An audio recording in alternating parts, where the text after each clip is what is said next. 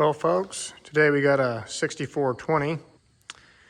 The transmission was jerking pretty hard going into forward, and it would creep forward constantly. You had to start it in gear to get it to move, and it would just drive away on you immediately unless you hit the brakes.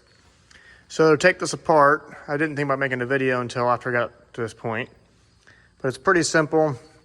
Up in the floorboard, you take these two bolts out, and there's two bolts there to take out and two on the other side. You got to put your pins in for your pivot pins, and then take the wheel off on this side over here and put a jack stand or something there, obviously.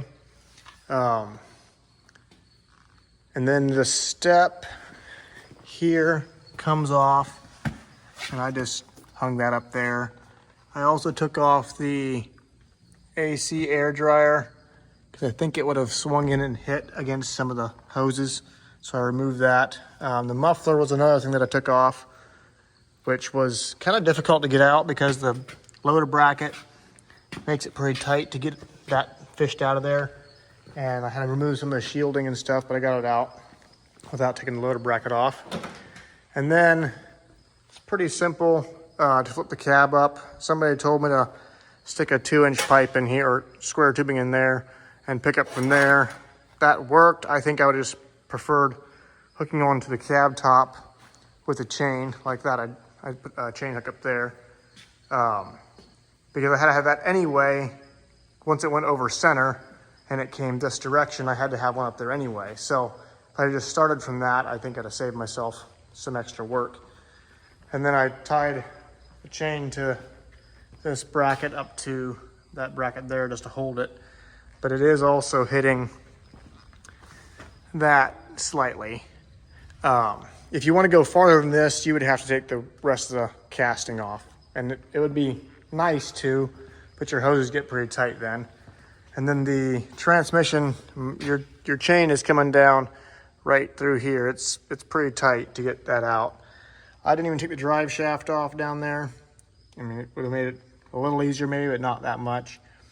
Take your bolts out around the transmission and your wiring harness, which is pretty self-explanatory.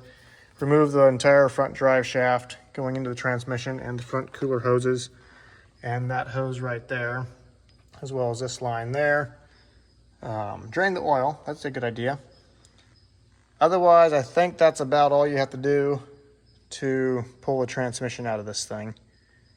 And then it just comes right up at the top. This shaft wanted to slide out on me, of course, so it had to get it worked back in to get the transmission up out of there.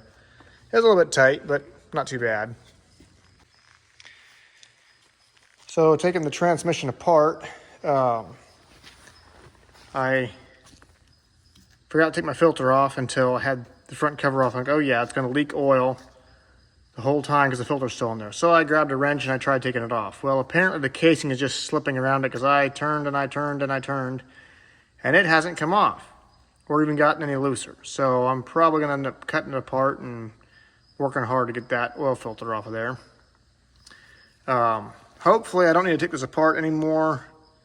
We'll have to see when I pull the oil pump off to see what the oil pump looks like on the back side.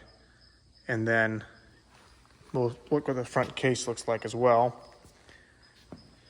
Rest of it's kind of like the 10 series and 100 series. Take this front shield off, and then the planetary and all the sun gears pull out the top. And this is where it gets different at.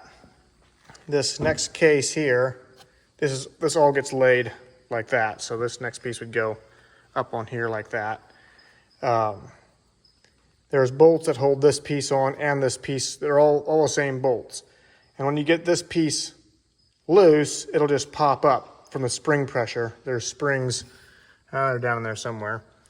And it'll push this piece on up. This in here, it won't do that with. You'll have to pry it up a little bit. Be careful where you pry against, because there are oil galleys along a lot of these corners. You can see right here, these oil galleys everywhere. And then there's these two screws here that hold down these plates, and then the springs underneath those plates as well. And then that clutch comes out of here as well. And now we're ready to flip it over and do the forward reverse clutches on the other side.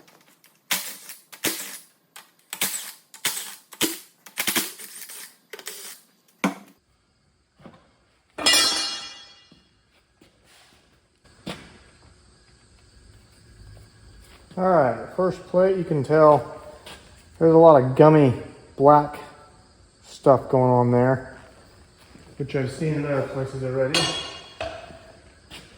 Go ahead and pull the springs out. Uh-oh. That one's broke. That's not good. Getting all new springs, looks like.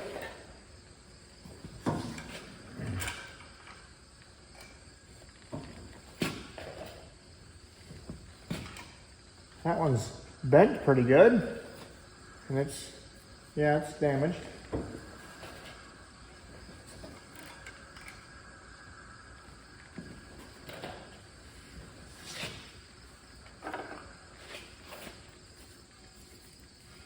Yeah, not a lot of clutch pack left on that one, and that's scarred pretty good too.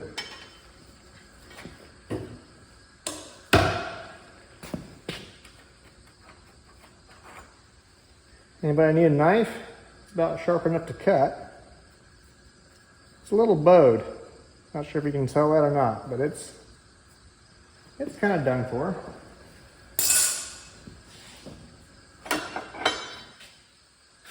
That plate's warped too.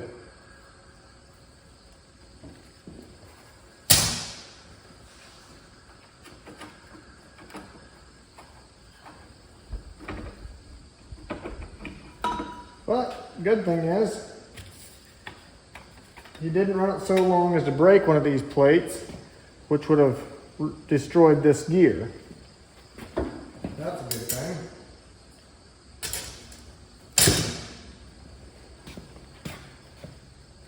Oh, but that casting is destroyed. That's not good. Not good at all.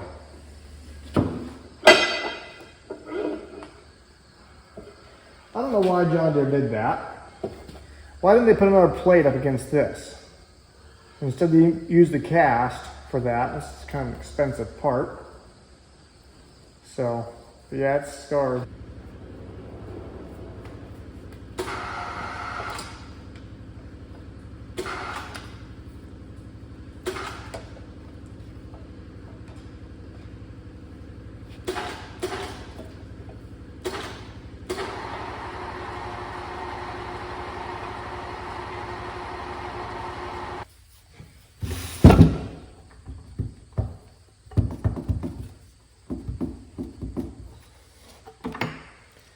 That output shaft could have been taken out quite a long time ago, and I just didn't do it.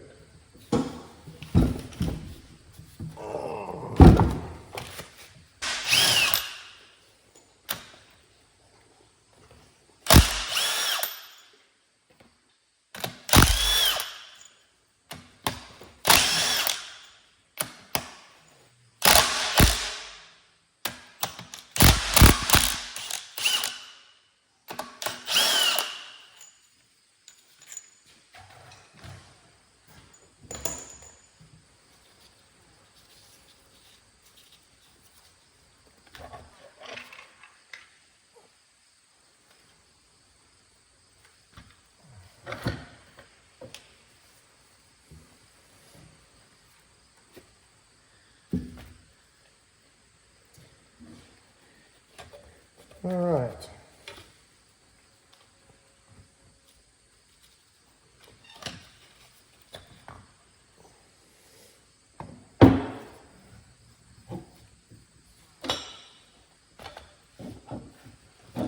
This one's pretty shot too. See, that's got a few cracks in it. It was about ready to break. Yeah, plates, clutch packs, it's all gone.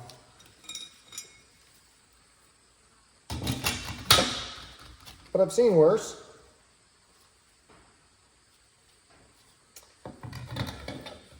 And the good thing is that's not scarred, so we can reuse that.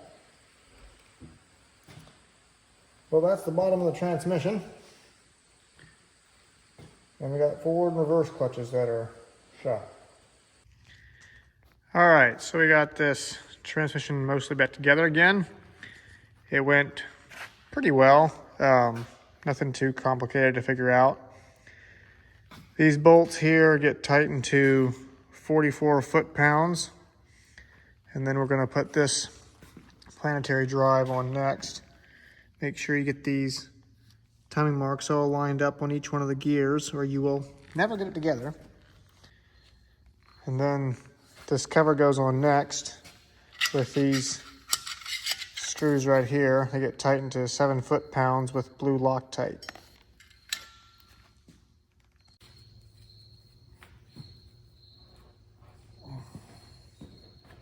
And once again, just make sure this thrust washer is glued to this top gear.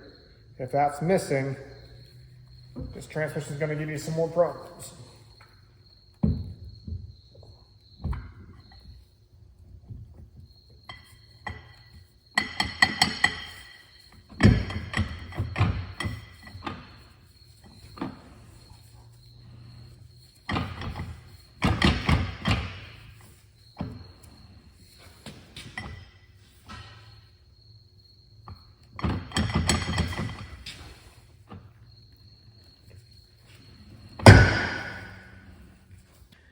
All right, got the front cover here, getting the oil pump put in it. These bolts here get tightened to 18 foot-pounds, and be sure to not just flop it down on its back because the shaft can slide out unless you have the snap ring in up front. And then sometimes you have to push the shaft in order to get the snap ring clicked in the whole way. Also, when you're inspecting this, just make sure your aluminum housing is not scarred up very bad. It happens quite often that they are. This in here was still fine, but oftentimes they're scarred bad enough you gotta change this whole front cover from here back. So with the front cover back on, these bolts here get torqued to 44 foot-pounds, as well as those bolts down there. I don't have torque specs for those yet. I'm gonna guess they're about 8 foot-pounds as well, which is the same as these up here are, which is 96 inch-pounds. You're supposed to start from the center and work out on these up here, which I don't have to take this apart, but if you had to take this apart, 8 foot-pounds or 96 inch-pounds and start from the center and work out, and please double check them because I've had that issue before where they don't always stay at their final torque spec. Go back and double check all of them.